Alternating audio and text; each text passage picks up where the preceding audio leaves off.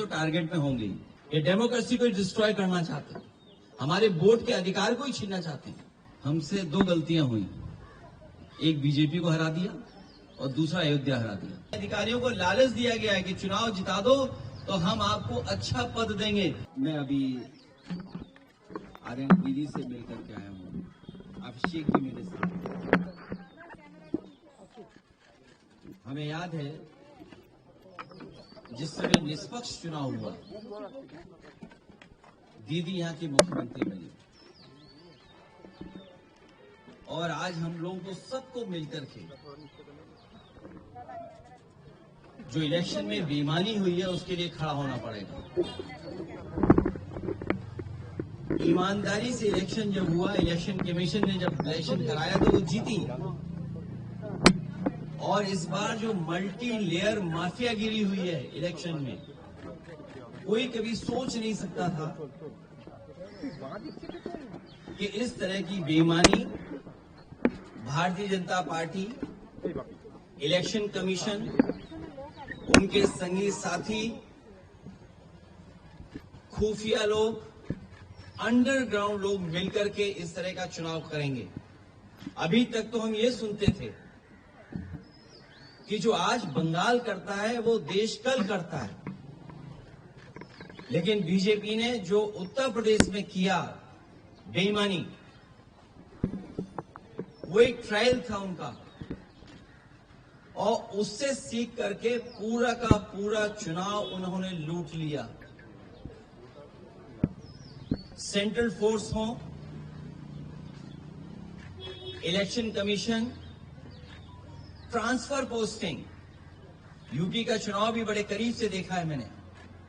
न जाने कितने अधिकारियों की हम शिकायत करते थे, न कभी डीजीपी हटा, न कभी चीफ सेक्रेटरी हटे, न कोई डिस्ट्रिक्ट का अधिकारी हटाया उन्होंने। लेकिन जब बंगाल का चुनाव हुआ, पूरा का पूरा स्ट्रक्चरली उन्होंने अपना बनाया और उनको निर्देश दिए गए कि आपको चुनाव हराना है।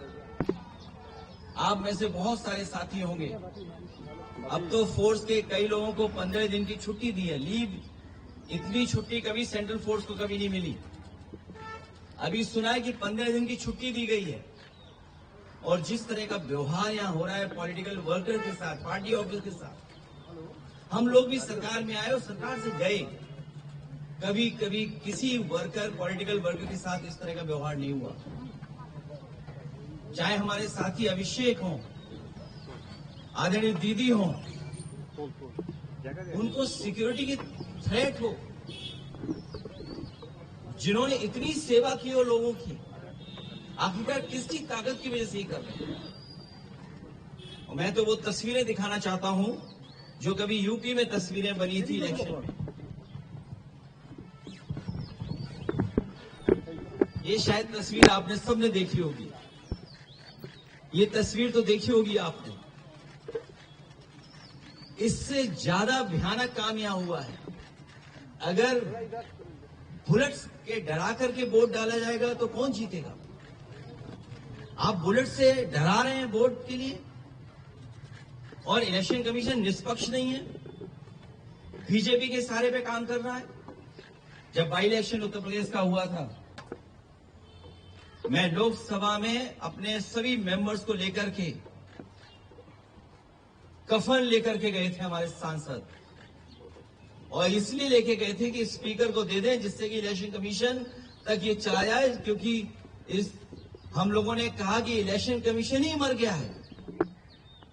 और ये बात हम यूं ही नहीं कहते थे ये तो पहली तस्वीर है।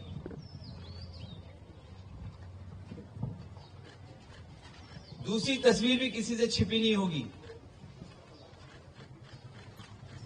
ये दूसरी तस्वीर भी नहीं छिपी होगी किसी से। और फिर जो वोट डालने का तरीका है, मैं केवल एक कॉन्स्टिट्यूंसी का उदाहरण दे रहा हूं कि इस तरीके से फोर्स से वोट डलवाया। मैं 2012, 2017, 2022 समाजवादी पार्टी 37%, 2017 42%, 2022 46%, कभी समाजवादी पार्टी चुनाव नहीं हारी। और बीजेपी 29%, 37%, 30%। और जब सेंट्रल फोर्स के साथ जब उन्होंने चुनाव डलवाया, अंदर किसी भी एजेंट को नहीं रुकने दिया। बंगाल में भी यही किया कि जो पॉलिटिकल पार्टी के पोलिंग स्टेशन के अंदर जो एजेंट्स होते हैं, उनको धमकाया, डराया और न जाने क्या क्या तरीका अपनाया होगा। यहां देखिए आप, जब डराया, धमकाया और पुलिस का साथ लिया तो कितना 77% पहुंच गया वोट बीजेपी का। 77%। ये वो डेटा मैं दिखा रहा हूं जो इलेक्शन कमीशन के पास भी अवेलेबल होगा। ये तो पूरे इलेक्शन की प्रक्रिया ही बदल दी इन्होंने।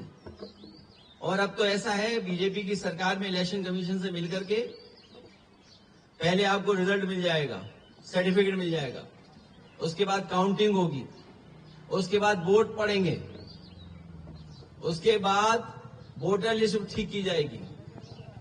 पूरा चुनाव ही अलग कर दिया इन्होंने, पूरी चुनाव की प्रक्रिया ही बदल दी इन्होंने। और आदरणीय दीदी इनकी आंखों में खटकती हैं।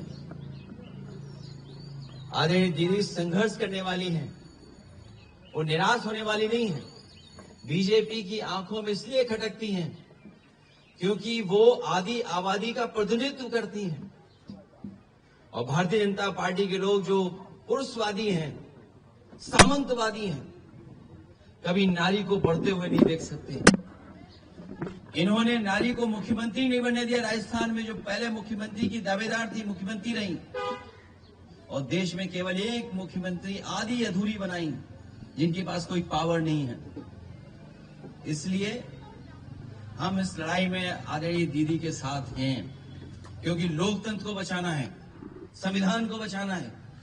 अगर हमारे वोट के अधिकार को ही छीन लेंगे तो फिर क्या लोकतंत्र बचा?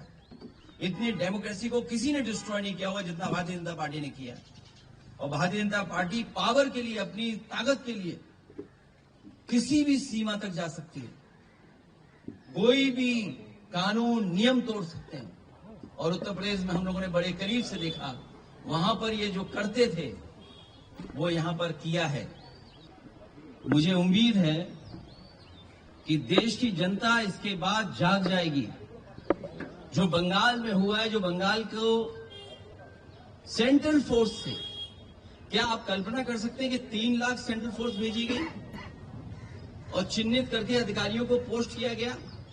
सुनने में तो यह भी आया कि अधिकारियों को लालच दिया गया है कि चुनाव जिता दो तो हम आपको अच्छा पद देंगे। और आप यकीन करना, देख लेना, आप जो यहां से चुनाव करा करके जा रहे हैं अधिकारी बड़े, कुछ न कुछ लाभ का पद पाएंगे। हम लोगों को उम्मीद है कि हम लोगों को जनता के बीच में जाकर के जगाना पड़ेगा उनको। सर, बीजेपी का कहना है ममता बनर्जी के बाद आप है टारगेट। उत्तर प्रदेश में नेक्स्ट ईयर इलेक्शन है, उनका कहना है कि आप है टारगेट। हमसे 2 गलतियां हुई, एक बीजेपी को हरा दिया और दूसरा अयोध्या हरा दिया, तो हम तो टारगेट में होंगे ही। ये कोई नई बात नहीं है। और हम तो बहुत टारगेट में हैं, एक के टारगेट में नहीं है।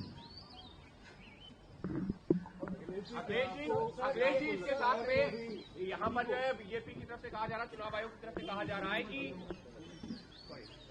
ये यहाँ निष्पक्ष तरीके से चुनाव हुआ, हिंसा मुक्त चुनाव हुआ, इस वजह से इस तरह के नतीजे हैं।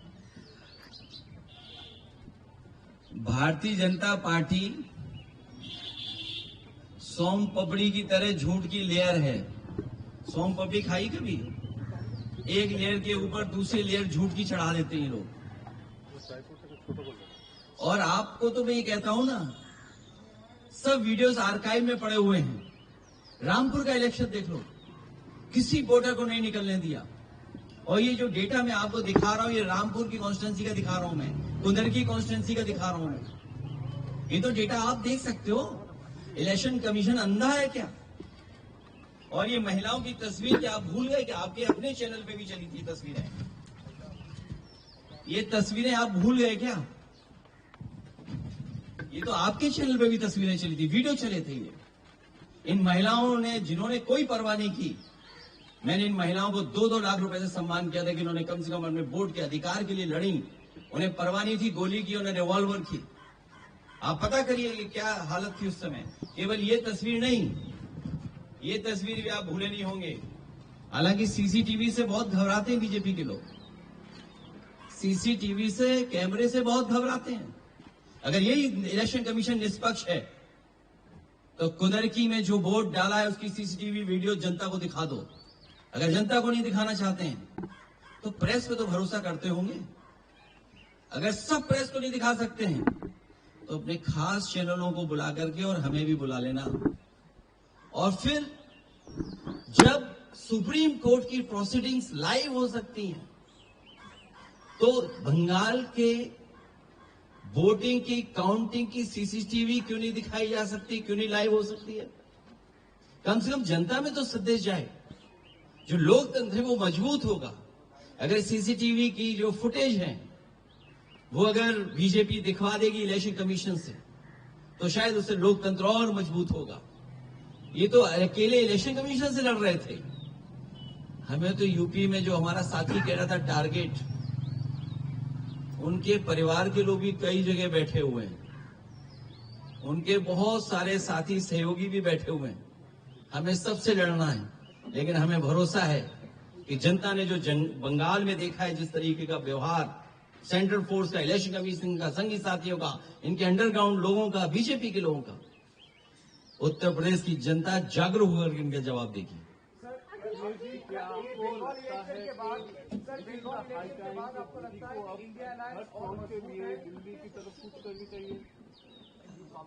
मैं इस समय यही कह सकता हूं कि सभी पॉलिटिकल पार्टीज के नेता हम लोग बैठ करके बात करेंगे।